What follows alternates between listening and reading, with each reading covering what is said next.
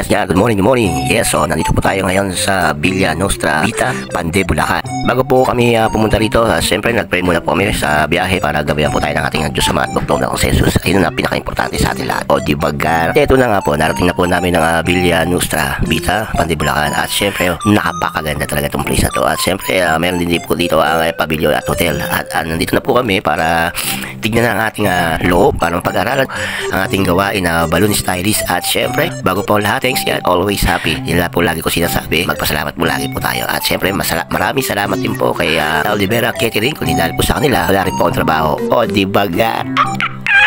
Pero lagi ko sinasabi, mahalin mo ang trabaho para mahalin ka rin ang trabaho. O di baga. At ito na nga, nakapasok na po at pinag-aralan ko na po yung loob para upang mapaganda po aming gagawin. At ito na sinasabi ko lagi, kailangan talaga may kasama ka na gumawa at talaga ng mga kailangan may pagmamahal ka sa iyong paggawa upang mahalin ka rin ng iyong ginagawa. O di ba ga? At ito na nga po, gar, dumating na po ang aking mga kasama. Isa po sa mga katuwang ko po sa gawain pong ito. Kasi may kanya-kanyang gawain po sila, stage, entrance, table and chair, buffet, at syempre lahat po yan, ginampanan po namin na hindi mag-isa. At syempre, kailangan gandahan at para magandahan aming mga client at kailangan masulit po ang binayad nila. Kaya ito na nga, lagi ko sinasabi, maraming salamat po sa lahat ng aking mga kasama sa trabaho po ng industriya ng catering. O di baga?